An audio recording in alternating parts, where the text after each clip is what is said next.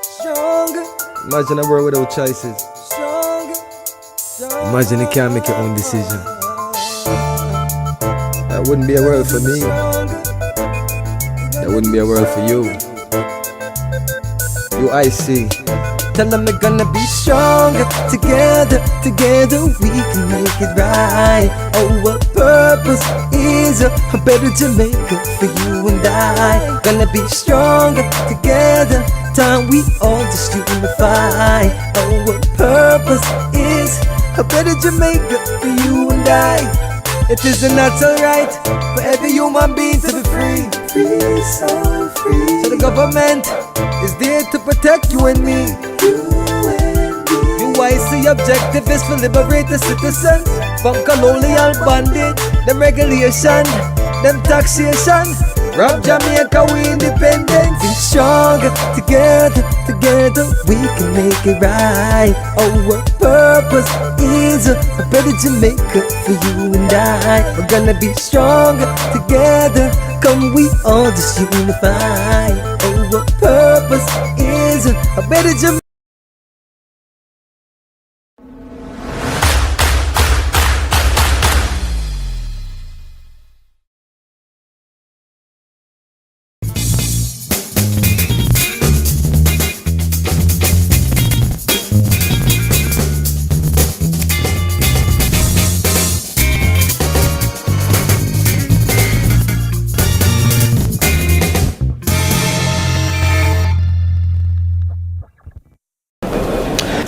Good day, ladies and gentlemen. I'm with Mr. Joseph Patterson. He's in London, and why not? The best place to be where the Jamaican Constitution was drafted, and yes, a stone throw away from even right here. Jamaica is on the quest to become a republic, to cut the ties with the UK, cut the ties with King Charles. Now the UIC, with Mr. Patterson, is a founder of the United Independence Congress. Mr. Patterson, who is a chartered professional accountant, social entrepreneur and good governance advocate, after his return to Jamaica from Canada, where he lived and rose to director of finance in government, and it became Jamaica's third officially registered political party on December 2nd, 2019. Now I'm going to have a conversation with Mr. Patterson today because this is very crucial. Mr. Patterson, how are you doing, sir? I'm doing fine, thanks. How are you? Not bad. We have had different interviews so far, online, virtual, COVID, blocked us off, so we're doing all things virtual, but it is good that you're here in London. My first question to you, why do you leave Jamaica? I only left Jamaica to come and spend some time with the diaspora here. Yes. But I'm shortly returning. You're shortly returning. And I have no plans to ever leave Jamaica on a permanent basis.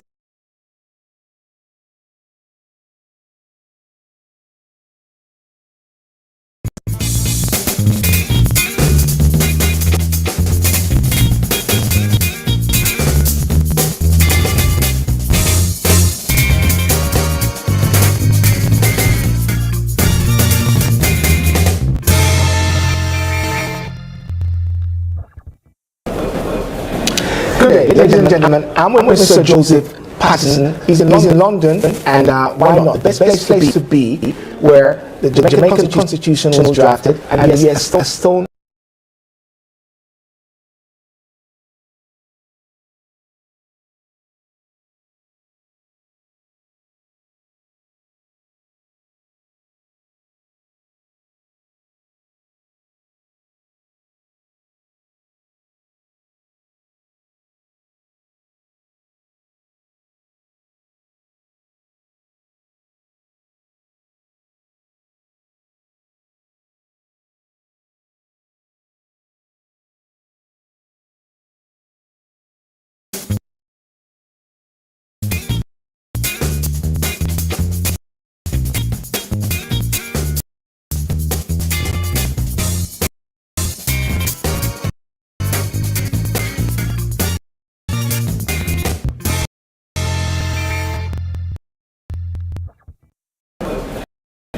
Good day, ladies and gentlemen. I'm with Mr. Joseph Patterson. He's in London, and why not? The best place to be where the Jamaican Constitution was drafted, and yes, a stone throw away from even right right here. Jamaica is on the quest to become a republic, to cut the ties with the UK, cut the ties with King Charles. Now, the UIC, which Mr. Patterson is the founder of, the United Independent Congress, Mr. Patterson, who is a chartered professional accountant, social entrepreneur, and good governance advocate, after he returned to Jamaica from Canada, where he lived and rose to director of finance in government, and it became Jamaica's third officially registered political party on December 2nd, 2019. Now, I'm going to have a conversation with Mr. Patterson today because this is very crucial. Mr. Patterson, how are you doing, sir? I'm doing fine, thanks. How are you? Not bad, not bad. We have had our different interviews so far, online, virtual, COVID blocked us off, so we have to be doing all things virtual, but it is good that you're here in London. My first question to you, why did you leave Jamaica? Well, I've only left Jamaica to come and spend some time with the diaspora here. Yes. But I'm shortly returning. You're shortly returning. And I have no plans to ever leave Jamaica on a permanent basis ever again. Fantastic. Well, it's glad that you said that, and I'd like to ask you, first of all, and for those who may not have watched the initial show that we had before, those who do not know about it, because this is the first time I'm sitting down with you, tell us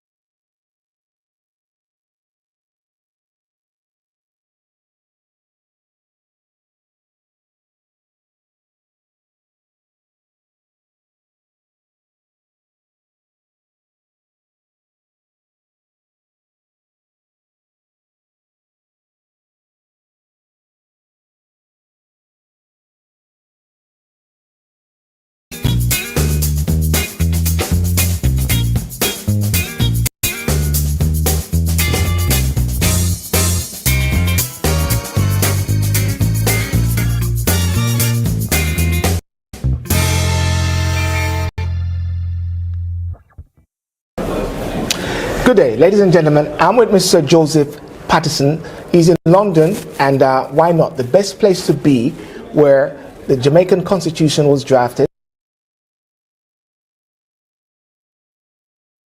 And yes, a stone throw away from even right here. Jamaica is on the quest to become a republic, to cut the ties with the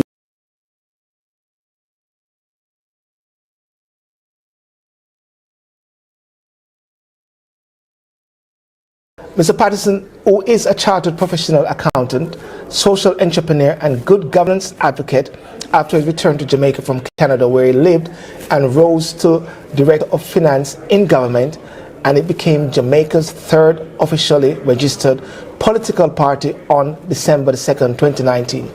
Now, I'm going to have a conversation with Mr. Patterson today because this is very crucial. Mr. Patterson, how are you doing, sir? I'm doing fine, thanks. How are you? Not bad, not bad. We have had our different interviews so far, online, virtual. COVID blocked us off, so we have to be doing all things virtual. But it is good that you're here in London. My first question to you, why did you leave Jamaica? Well, I have only left Jamaica to come and spend some time with the diaspora here. Yes. But I'm shortly returning. You're shortly returning. And I have no plans to ever leave Jamaica on a permanent basis ever again. Fantastic. Yes. Well, it's glad that you said that. And I'd like to ask you, first of all, and for those who may not have watched even the initial shows that we had before, those who do not know about you, because this is the first time I'm sitting down with you, tell us about yourself and UIC to Jamaicans in the diaspora. Sure. Well, as you know, the UIC was formed on December 2nd, 2019. Prior to that, I had lived in Canada for a number of years. I left Jamaica when I was around 23 years old. Yes. And I returned at 40 years old. Yes. 2011 to be exact. The next 2 years of my sojourn in Jamaica was one where I spent the time evaluating where Jamaica has come from and where it has reached at that time. And it was clear to me that we could not depend on or trust the two existing traditional parties to bring about the kind of governance, good governance that Jamaica needed. And so I spent the next 10 years working on building the UIC from its principles, its founding principles, its constitution, its policies, its manifesto, and trying to bring together Jamaicans from desperate groups to say, let us work together to build this new political party. And is that why you call it independence? Exactly. So if you notice, the name says United Independence Congress. So we want to unite all the independent thinkers. We want them to be a Congress, so this is not a dictatorial system. And we want to make sure that we have all Jamaicans who are interested in nation building and good governance to come to the table and help us build this new movement. That's very interesting. So you're talking about the third political party, but there have been different political parties who are third. You got the NDM before, and I think there was another one. What made you think that now is the time for a third political party to raise its head in Jamaica, to be an alternative? Well, the time has always been opportune, because you might recall the two major parties we have, they were really the product of three groups. The plantocracy of the day, that is the rich elites that own the land and properties and capital of the country, those who benefited from slavery and now owned the assets of the country. So that group, the plantocracy, they together with the media, which they controlled, actually created two controlled oppositions, two parties, to push out Marcus Garvey and to eliminate the Marcus Garvey party, which was the first true. As you and I. That was called the PPP. PPP, So when that party, and he of course did the UNIA. Now, so Marcus Garvey was the first Jamaican to organize a political party, and it was a grassroots party, meaning it's owned by the people. The two parties that came after, and which was used by the plantocracy to displace him and get rid of his party, those two now are not really grassroots party. They are owned and controlled by the plantocracy, which today we call the Psoj, which funds them. And you might know this. They are funded almost equally. The only time there's a change in funding is if one or the other strays too far from the Psoj oligarch's position. So in effect, when Jamaicans go to the poll, whether they vote for one or the other, they're really voting for the Psoj oligarchs. Right. Interesting. And also Marcus Garvey won a seat while he was in prison as well. Yes. Straight from the grassroots. They tried to lock him up to prevent him, and the people still elected him. Just like in 2021, when I led the demonstration, they locked me up as well. It's interesting you talk about Marcus Garvey, and a lot of people are interested in Marcus Garvey. It seems that Marcus Garvey's name keep coming up a lot, his teachings keep coming up a lot, but somehow his principles are not being adhered to from the top. Yes, because the whole aim of the current colonial construct in Jamaica is to prevent the people from ever being truly free. It is to ensure that a small minority controls the assets of Jamaica, controls the capital of Jamaica, controls the economy of Jamaica, so that the majority remains on the margins, yes, and a small 1 to 10% controls 90% of the assets. That's very interesting, and I'm going to, when we touch on to the even public and the Constitution, that is going to be coming back again. But let's talk about your 10-point plan. Sure. Let's talk about the UIC and the 10-point plan, so people can get involved with the UIC. Yeah, sure. Well, first thing, I want to, the UIC first and foremost, you see, is what I like to call a rights-based party. Our focus is first on the rights of the Jamaican people, yes, wanting to protect three things: the right to your life, liberty, and property. Now, outside of that, now you have policies of the party when we form government. Yes. So here are 10 policies that we want to implement. The first one strikes at the heart of the crime problem that we have. We want to create what is called a youth employment solution. Yes. And this program ensures that every It's child... interesting I said yes. Yes. But, Yes. but my yes wasn't the fact that Right. it's yes. It was yes. Exactly. So it is still yes. Yes. So yes, Jamaica Yes. will ensure that every young person that graduates from high school, if they're not going on to a post-secondary program, will be given a full-time paid job. Yes. So that they can actually learn on the job and build the skills and ethics that they need to have to be Yes. productive. So we're going to starve the gangs by pulling them away Yes. from that possibility. The second policy of the 10-point plan is what we call having, instead of a police force, having a police service. And instead of having a defense force that doesn't really have a clear mandate, we're going to clarify the mandate and make sure that the defense force becomes a defense service that fully protects our borders. Now, Selburn, if we fully protect our borders, the guns will stop coming. Right? And if Well, you're saying right. I Yeah, mean, if- people have been trying to stop the guns from coming in for a long time. Yes, but they've failed. And Yeah. the reason they've failed is because those who we have asked to stop the guns from coming are two parties that have given guns to our young men and women. They have created garrisons. They have funded dons. They have allowed gangs to mushroom and take over the country. So we can't ask those who create the problem to fix it. So our second policy is repurpose the police and create a service. Police need to respect citizens. They don't respect the citizens. So they need to switch from being this aggressive force to becoming community polices. Yeah. That are fully embedded in the society and a part of the growth of the communities. And if you do that while having the army doing its job of fully protecting the borders Yes. and preventing the guns and ammo from coming in, you're beginning to see crime go down. Yeah. Our third policy is to ensure that every child has four things: proper nutrition, proper education, proper health care, Yes. and decent housing. Now, you might say those sound so general, but if a child isn't fed properly, they can't learn properly. Yes. If we don't have an education product that does better than now, right now we fail 70% of our students every year. 70% fail. And the 30% who succeed, half of them migrate shortly thereafter. Yeah. So you're building a high concentration of persons who are not competent and equipped to add to the productivity of the country. So we want to make sure we deal with the nutrition, the education. Healthcare is key, and for us that means from the prenatal stage. So tapping into the family early, the mother and father, the proper development of the fetus, so that when you have the child, mentally and stuff, it's ready. And finally, we have to have a housing program similar to Singapore, where they've been able to get to 93% home ownership rate.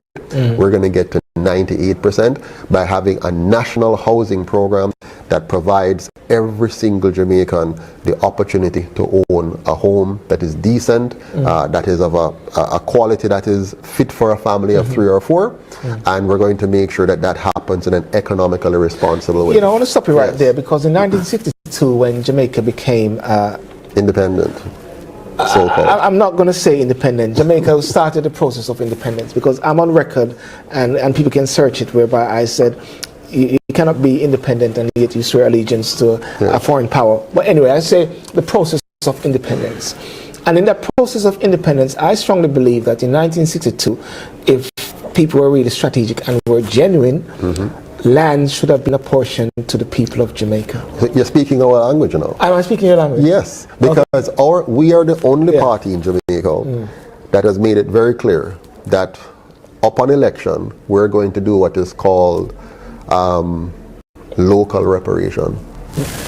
Because what you have, we have been asking for reparation from the foreigners, from the colonial masters. And you're listening to me when you said your policies? No. Okay, all right. But it's good. And so the colonial masters, we've been saying, our politicians have been saying we should get reparation, while they had the power all this time to give the people back the land that was stolen from our ancestors. It is very interesting what you said, and I've said this many times as well, ladies and gentlemen. We can chant down Babylon one more time and go down to Buckingham Palace, number 10 Downing Street. But I said, hang on a second, aren't we missing out on a trick here? Right here, right in Jamaica, we could start the process for a reparation, in a sense, just like what you said. Absolutely. There, giving the people so they can have this base, this foundation, and go on this ladder of economic wealth. Without property, there's no freedom. Yes. You remember now, the colonial masters, they stole two things from us. They stole our land and they stole our labor. And so when we got to independence, we literally were okay, let me go back a bit if you don't mind. Yeah, go ahead. There are 3 points in history we need to remember. Yes. In 1838, when they gave us so-called freedom, they say you're now free. Yes. They did not give us back our land, nor did they give us back the capital gained from our labor. Yes. So that freedom was a fake freedom. In 1944, 106 years later, they then gave us the right to vote. That was a fake democracy, because even though we had the so-called right to vote, they had a governor from England over us who could make sure that no policy in a form that will be contrary. And then in 1962 now, they crystallized that fakeness by giving us a fake independence with a foreigner as head of state. But more than that, throughout all this process, they never returned the land to the people, and they never returned or even compensated them partially for the capital that was stolen from them by their labor. The UIC is going to reverse all of that by first and foremost say to every Jamaican whose parents or ancestors were enslaved that you're entitled to a piece of this land. Entitled, free of charge. So now we're going to put you one step up on the ladder now. Those who don't have land are going to get it, and those who already have lands will be compensated for the fact that now land is going to be available. Now we're going to touch into this more, and this just actually came out of the child having that home, and knowing that they actually have this legacy, that base there, can pass on from generation to generation, and build on it. Well, go through the quickly. If you can go quickly through the other, and then we'll need to go on to the Constitution. So the next one we had, which actually touches on what we're talking about. Our plan is to divest all crown lands and government lands. You still have crown lands in Jamaica? Yes, we do, which is amazing. But either way, it is lands that have been co-opted and stolen. And listen, Selburn, people don't forget. It is 80 years now that these two parties could have returned the land to you, and they have not returned it to you. So when people vote for a UIC, they're voting for a party that is saying, we're going to return that land to you. So we're going to divest all crown lands, and we're going to do something. A, make all Jamaicans property owner, and B, we're going to get rid of ghettos, garrisons, and squatter communities by this one policy. We're going to have a standard whereby all of the country must look, smell, and feel like a tourist resort. Why do I say this? If you do not make the country look and smell and feel good, you won't lift the spirits of the people and bring out the best in them. The vision of the UIC is a Jamaica that brings out the best in all its people. You know, when people travel to Jamaica and they go to all-inclusive resorts and they take a break, they come back all the while from holidays feeling fresh and rejuvenated. And what you're actually trying to say is that Jamaicans should feel that way. Absolutely. In a them yard. In a them yard. In a freedom country. Because lots of people come, take advantage of it, and they are excelling in their land. Exactly. So just to piggyback on that, associated with the idea of making the entire country look, smell, and feel good, right? Yes. We want to make all of Jamaica a tourist product. Yes. Like all of it. So now we're going to have true community tourism. Yes. Yeah. And this means, Selburne, that instead of the all-inclusive resort getting all the business, now the average Jamaican will have full access to the tourist market. Why? Because we have made this community look good, feel good, and smell good, and we've empowered him now to provide services locally, sell the farmers food locally, right to the tourists, as opposed to the foreign company comes and own our tourist product and then buy at low price from the farmers and then sell it back, or importing as well and competing with our farmers. We're going to push that economy down to the grassroots so that we can lift up the Jamaican men and women who are at the bottom right now, struggling after 80 years of these two parties. Lifting up Jamaica. And we move on. The next item has to do with the matter of toll roads. Yes. Can you imagine paying taxes to build roads, to fix roads, to maintain roads, and then to leave your community and go somewhere in Jamaica, you must pay a toll again on the road? Yes. Our friends in Portmore, for example, can't leave them yard and go to Kingston quickly unless they pay toll to get there. But they already pay taxes. So we're going to do away with toll roads. We're going to and by the way, the toll roads are only accessible to the rich and powerful in Jamaica because the average man can't afford it. If you drive on the toll, I drive on the toll road. When I was coming here, I got out of my house and I jump on the toll road and I zip across, and I was in Kingston. Quick. The road was empty. The bypass road now, pack and full of patrol. Is that the causeway? Remember the causeway bridge? Right. So I'm talking about the bypass between Clarendon and Kingston, the toll road that runs that leg. Right. And then you have another toll now that takes you from Portmore to Kingston. That's the one you're talking about. So the causeway was turned into that. You know, causeway where you and I used to drive when we were a boy. So that now is a toll road. So if you want to get to Kingston, you have to go the longer way around to get to your work. So we're going to convert toll roads back to the Jamaican people. No more tolls. Fantastic. And we're going to ensure now that you have a proper public transportation system. One which is efficient, which you can set your watch by it. Old days, you know, we used to have good public transit in the 1970s, 80s, you know. People are actually saying a lot that time back we've in Jamaica, things were really good. We've actually gone backwards. I tell you something which hurts my heart. If you look at Jamaica when the colonial masters left it, when they just left, you know, and they didn't leave fully, but they left on paper and they stopped running directly, right? Many of the institutions were being run better when they were in charge. So we had a bus service that was working. When they left, we had an airline that was profitable. That we run our own airports. Today, our airports are owned by foreigners. Our airline has been sold off, and our public transit system is a complete wreck. What does that tell you? What the two major parties are trying to prove to the Jamaican people is that we cannot run anything ourselves. You give the impression that the two major parties are singing from the same song. Absolutely. So there's no difference. There's no difference. It's a different flavor of the same coffee. Yeah. So one is vanilla. Yeah. There you go. So when we tell people, you know, when we tell people that voting for one or the other, you're still voting for your enslavement. You're still voting for the Psoj oligarchy. I've always said this in the UK all the while when it come on to elections, and you vote out the government, you still get the government in.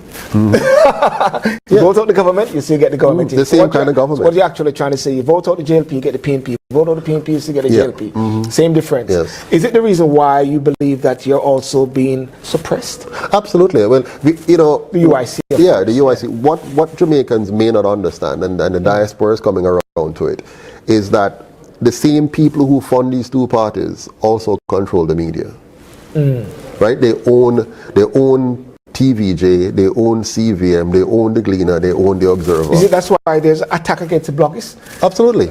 And social media guys, huh? Yeah, and they also own the two parties by virtue of, like the last election.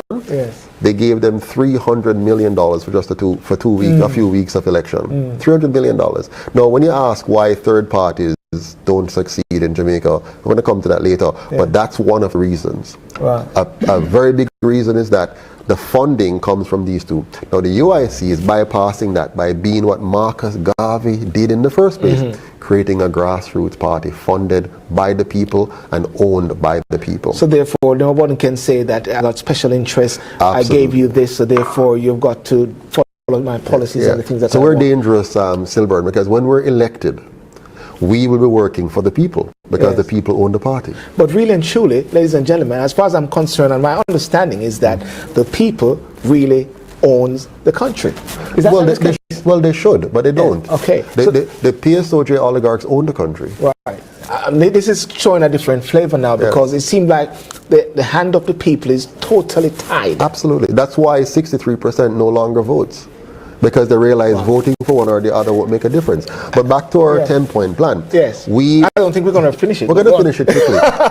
Another key element that I want your viewers to know about is that we intend to make food, water, and energy secure by shifting away from mining to what we call organic farming. Yes. So we're going to make Jamaica the organic food capital of the world. You're talking about water harvesting. You're talking about making Jamaica more energy independent by moving to alternative energy sources. Jamaica has sun 12 months a year. We have a huge amount of organic matter. We have geothermal capacities that are untapped. We have water, hydroelectric power possibilities. So I hear the government now talking about nuclear. So they want to take us into an area that is most dangerous. We can't manage bus company. We couldn't manage airline. You want us to manage a nuclear plant in Jamaica? Oh yes, I've been here a lot of. So they're going off the rail, and I think they do these things just to get some new cycle going. But we're serious about building a Jamaica that is food, water, and energy secure. And if we do that, we can have independence. If you can't feed yourself, and let me tell you this: Jamaica has the capacity to produce and sell water to the world. Land, wood, and water. Yes. Jamaica. And guess what? We had water challenges the other day when we had a little drought. Why? Because our government has not invested in effective water harvesting technology, which is easy, simple technology in permaculture. The next item you want to talk about is, we have to recognize that Jamaica has developed a large poverty-stricken population. Yes. So our plan is to eliminate poverty with what we call a workfare program. What does that mean? Anybody who is unemployed and wants a job, we're going to provide one for them. We have forestry, we have farming, we have energy production, we have community policing, we have all kinds of opportunities that we're not tapping into. We as a government must ensure we create opportunities for people to work. When I was thinking about, it just came to me, Rwanda for argument's sake, went through this massive period where they atrocities against each other, but somehow the leadership in Rwanda is creating this massive thrust of economic revival. And that is why sometimes people are saying, what's wrong with Rwanda when the UK want to send asylum seekers there? But I won't go into that. But Rwanda is a classic example, and people always talk about Singapore the same. We always go back to Singapore and then we tap into Rwanda. So what are we doing wrong? Where we have gone wrong as a nation is that we have never focused on the things we should focus on. Let's look quickly at Singapore, how they became wealthy. I mean, they got independence in 1965. We got independence in 1962. So 3 years later, when they got independence, Selburne, they had religious wars, linguistic wars. It was a more migratory population. And Singapore doesn't even have 1% of the resources we have. Now, what did Lee Kuan Yew do to make Singapore successful? Number one, he focused on eliminating political corruption. Number one. And the way he did that was to have a top-down approach by eliminating anybody from the top who engage in corruption. Number two, he insisted on a safe environment environment. If you don't have safety, business can't thrive. Yes. Number three, he made Singapore, what I'm talking about, clean and beautiful to lift the spirits of the people Yes. and give them a sense of pride. Yes. And number four, he ensured public order. The same things the UIC is going to do for Jamaica. Well, okay. Well, number 8, to get rid of the Queen and the Governor General. We're going to touch on that because we're going to talk about that shortly after. Yes. You just touched a while ago about 9, investigate, prosecute, and convict all politicians. Touch on that. Sure. So the UIC is committed to having a truth and reconciliation commission. We believe it's important for us to understand why Jamaica became so violent. Why did crime become such a major issue? And we believe the way to do that is to allow Jamaicans the opportunity to come forward and share what they know. Now, anyone who is implicated but failed to come forward to the commission and let us know will receive the full extent of the law. We're going to prosecute, especially politicians. We have to look at their assets. We have to look at how they have been able to achieve wealth. We're going to forensically investigate them, even if they're former politicians. Even if they have passed away, we want to get the history clear, and we're going to make sure that they pay for it. If their estate is benefiting from ill-gotten gains, we're going to confiscate that. So we're going all the way out to make sure we return to the Jamaican people what was stolen from them. So that is going to be something facilitated like with the Integrity Commission? It's going to be a commission, yes, similar to the one that they had in South Africa. Yes. And it's going to be very transparent, very open, and it comes with an amnesty program. Yes. So persons who volunteer information, there are people who want to talk, but if they talk, they're implicating themselves. Yes. So I want to give them that freedom. And we collect all of that information so that posterity can have it documented. Our history book, Selburn, must tell clearly why 800 people died in the 1980s election. It must help us understand why and how and through what means politicians gave guns to our boys and created the garrisons and the gangs and caused a dudus to rise and all these kind of things. And why Rastas were... And why Rastas were... they want to kill off...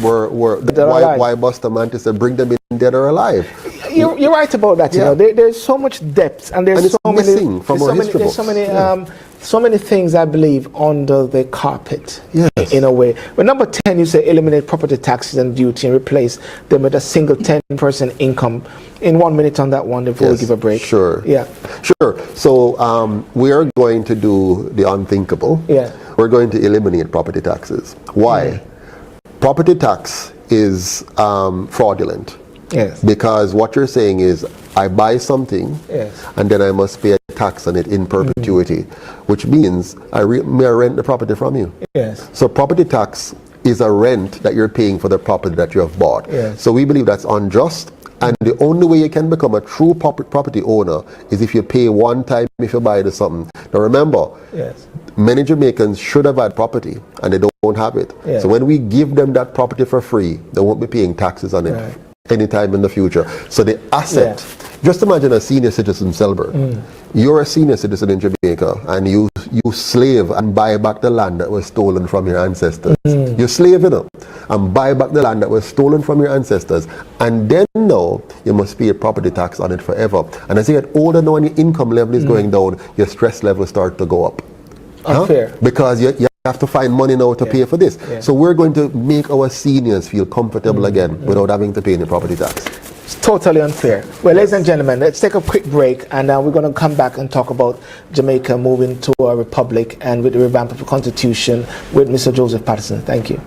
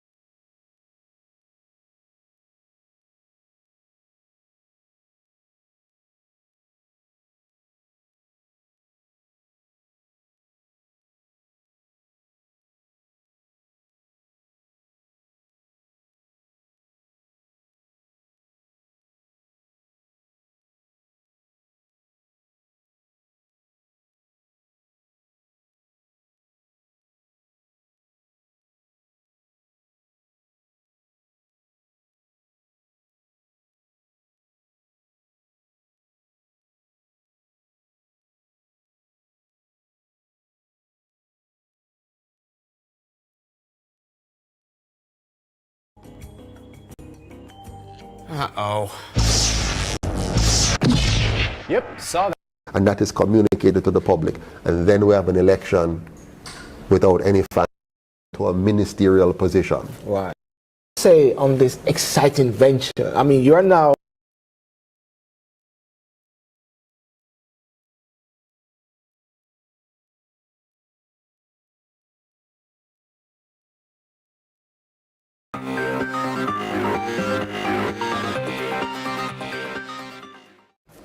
welcome again, ladies and gentlemen, and I'm with Mr. Joseph Patterson as we're talking about the UIC, but most importantly, now we're going to talk about the meat, which is about Jamaica on its quest to become a republic and the revamping of the Constitution.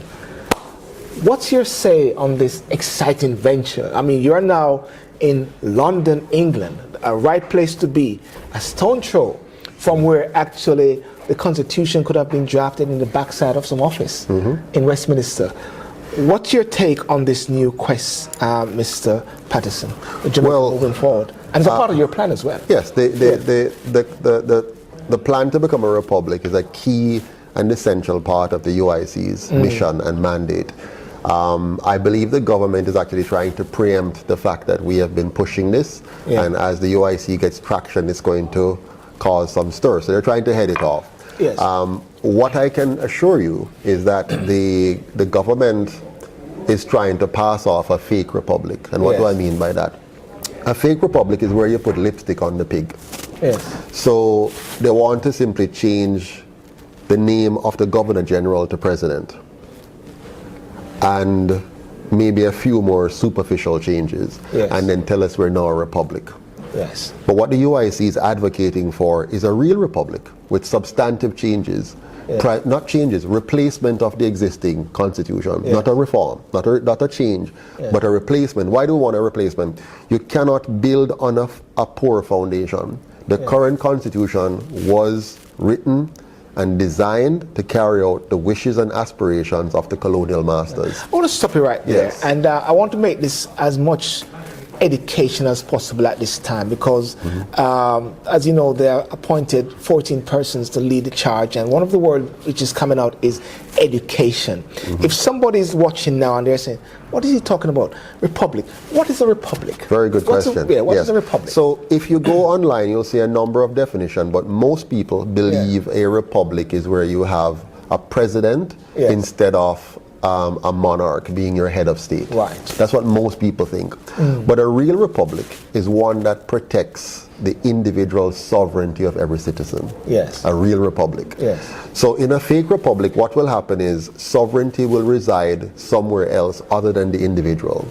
And government then will have policies which allows them, if they wish, to violate your personal sovereignty. Yes. So for example, in a real republic, the government could not mandate an injection. It will be, you wouldn't even think about it, because a republic protects your sovereignty, freedom of choice. Yes. Okay? Freedom of movement, freedom of association, and so on. In a fake republic, it may list your Charter of Rights, but then have provisions in the constitutions whereby those in authority can take away those rights as they see fit. A true republic fully protects those rights, and that's why the UIC has always maintained your right to life, liberty, and property must always be protected. And now I'm going to illuminate it so someone can see. Let's use an example. Barbados. What type of republic is that? Right. So Barbados is a fake republic. So what they did was to do the lipstick on the pig thing. They simply changed the name from Governor General to President and leave the system intact. So the colonial system and construct, which makes Jamaica a very corrupt country, and Barbados a corrupt country, remains intact. So there's no fundamental change? No fundamental change. Just the top there? Just the top. Same MPs? Same MPs, same senators? same structure. Same appointed? Exactly. Only thing is that you don't swear allegiance to the Queen. Queen anymore, And by the way, that's a good. It's a good thing that you're no longer swearing allegiance to a foreign power. It's a good thing that you no longer refer to the monarch in your constitution. But we need more than that. Right. Now, which is a real republic? Which country? There's Nigeria, there is Trinidad, there is South Africa. Which one would you say is So the closest we have come internationally to a true republic is the USA. The closest we have come. And they have failed. So the USA they were going in the right direction, but they left too many loopholes in their constitution and allowed for too many amendments to water down the protection of the rights of their citizens. And so the UIC is going to give the world the first ever true republic. So what you have done now, you have looked at the fake, you have looked at the one which was the best, which is sort of starting to fail in a way, and you're creating the true republic, ultimate republic. The ultimate. So we're going to do for politics what Bob Marley did for music, and what Usain Bolt and Shelley and Fraser did for athletics. We're going to be the champions, the author, the creator of the world's first real republic. We're going to show America what they could have been. I want you to break it down more for me at the same time with what's the distinction at the same time, because in Jamaica you've got the Senate and you got the Prime Minister and all of these appointments. If you can sort of put some color in it. Let me put some context in it. So in the current system, at the very top is the monarch of England. Then the people get to vote. The people vote based on a system that's partisan in the current system, which is funded by the private sector elites. And then when you elect that, whichever party has the majority of MPs, the leader of that party becomes the Prime Minister. He or she then gets to nominate 13 of the 21 senators. Not nominate, appoint. Which means immediately they're beholden to him because he appointed them. So they have to just play his ball. So, they don't have to, but I'll tell you why they're more inclined to. All the senators he appoints would love for him to further appoint them to a ministerial position. So if you play your cards right and behave yourself, the Prime Minister may give you a ministerial position. For example, Ruel Reid, which was the education minister, he was taken from a school as principal, made a senator by the Prime Minister so that he could then appoint him to Minister of Education. And then he realized he got into serious corruption scandal and had to resign and so on. So that's what happens. Then on the MP side now, all of the MPs from the Prime Minister's side are hoping and praying that he will appoint them to a ministerial position. So that makes the Prime Minister very, very powerful because he appoints the Senate, he appoints MPs, and he fixes the cabinet any which way he wants. He has absolute power on these matters. But in the UK, we do have that because even the Prime Minister appoints even the BBC chair. And I'm going to come to that. I'm going to tell you what's the difference between Jamaica and Britain in a second. But I want you, the Jamaican people, to fully understand, first of all, how powerful the Prime Minister is. Now, watch what is going on here. The Prime Minister now sits as head of the executive branch of government. He also sits in the Parliament as a legislator. He appoints legislators to be a part of the executive to run the ministries. He appoints senators and is also able to appoint those senators. So you have a mix-up now of the executive branch and the legislative branch. So those who are supposed to be overseeing are also a part of. So they can't carry out their functions. Exactly. They can't carry out their functions effectively because they're commingled. So nobody can come out and say, yo, stop what you're doing. Because people are not happy about this. Because they're implicated too. Now the opposition, you'd say, but the opposition can do that. But the opposition, by virtue of you telling us, the Jamaican people, that we have government and opposition, means that you're telling us that the opposition will always oppose and therefore are not always credible. And when they get elected, they have the same kind of situation, so they're also culpable because of the same arrangement when they get elected. The UIC fixes all of that. Here's how we fix it. Right? Let's talk about solutions now. Number one, we will have an elected president. Right now, the current system don't elect the leader. Backdoor deals select the leader for the party who becomes the leader. We're going to have an elected president who will serve not only as head of government, the executive branch, but also head of state. So we're not separating the two. One money. You follow me? We're not paying one time, not two times. The Senate now will be elected as well, independent of the president, one per parish. So 14 instead of 21 appointed by the Prime Minister and the opposition. Okay? Your MPs now, instead of being selected by parties, they will come from the grassroots in the communities. And the community will nominate and elect them. But here's the kicker. Here's the most important element to this solution. Very important.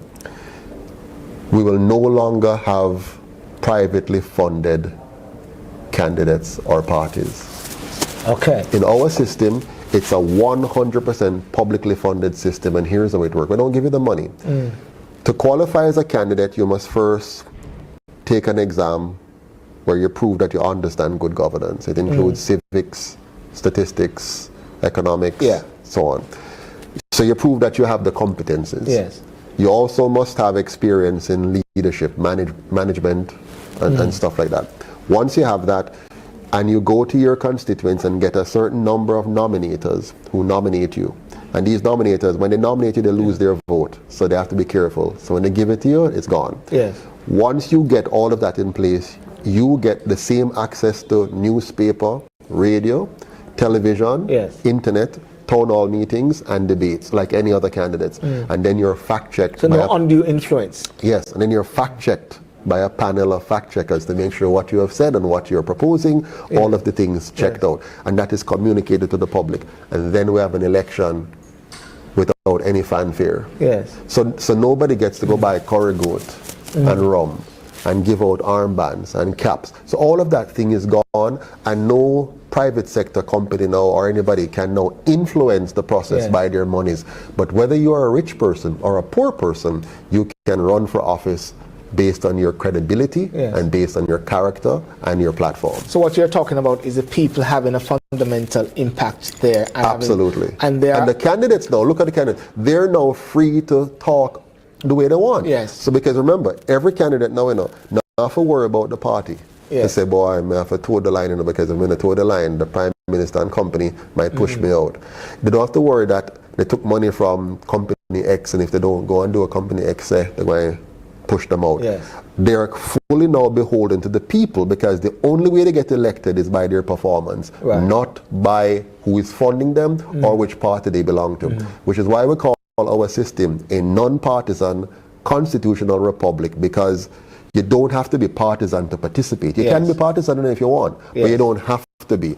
Parties would lose their influence now, because they cannot now just say we control the candidates. They'll have to win by virtue of having good policies and can influence people with what they're proposing, not by the power they get from the Psoj oligarchs. So therefore, ladies and gentlemen, what we are getting from Mr. Patterson is a breakdown of what we have, what the ceremonial is, what the executive president is, and the ultimate true republic is, or the president is, and that is something we hope to achieve definitely. What is your, before we wrap up, what's your education process then, along with the, what do you think about the panel which has been established? It's a farce. No, that's a farce. And even with the Constitution. No, that's a farce. So what the government is doing right now, all of it is a farce. What they're doing is trying to give us the impression that they're doing something constructive and meaningful. All they're doing is pulling the wool over our eyes again. And remember, they tricked us in 1838, they tricked us in 1944, they tricked us in 1962. We cannot afford for them to trick us in 2023. We're tricked by our own now. By our own, yes. Yeah, it started off with the colonial masters. They tricked us in 1838. They used our own kind to trick us in 1944. And they used our own kind to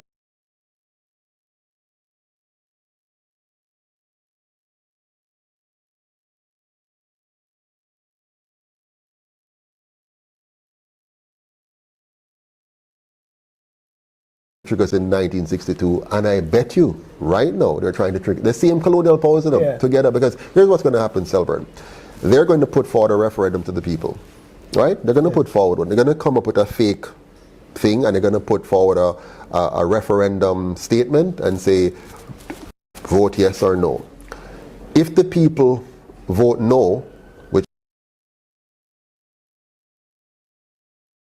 they should, if they vote no, they're going to say, see, we want to stay with the monarchy. Which gives them still the same power. Yes. If the people vote yes, with the ceremonial. Yeah, you get a fake republic.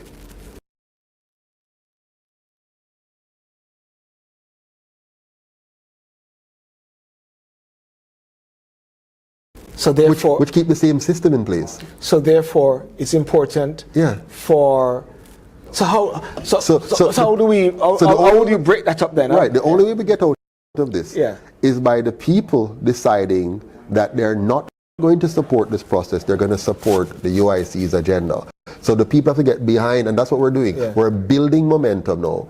By the time we have the next election, we're going to bring the entire nation with us to say we don't want what you're offering. We're not just going to vote yes or no. We don't want it. We want a real republic. And they have two options when we're going to take to the streets of them. Yeah. When we go out there, locked up again. yeah, man. Not just me. The whole country not going to have to lock up. Yeah. We're going to say very simple. You have two choices, the two of you. You either adopt what the UIC is proposing, or we depose you and elect the UIC to do it. Yeah. Well, ladies and gentlemen, we could go on so much more with this, and I believe that there's so much more coming out of Jamaica regarding this, and I'll be interviewing respective leaders and to, as much as possible, to use this platform as an educational tool. Before I wrap up and get Mr. Patterson back on the plane to Jamaica to sort it out, we don't want the king to keep him here as his subject. What would be your last word then because you're engaging with the Jamaicans in the UK, what's your last word to the Jamaicans in the diaspora? My last word is the UIC is our last hope and opportunity to make the change that you want to see. The UIC is more than a political party. We're a movement committed to the transformation of Jamaica into a safe, clean and orderly, non-partisan constitutional republic where you can live, earn and retire with dignity. The way for us to achieve that is for us to come together and unite. That's why we talk about one Jamaica and say we're stronger together. Let us come together. Let us pool our time, our talent and our treasures together so we can create that new Jamaica. We cannot rely on those who have failed us for 80 years.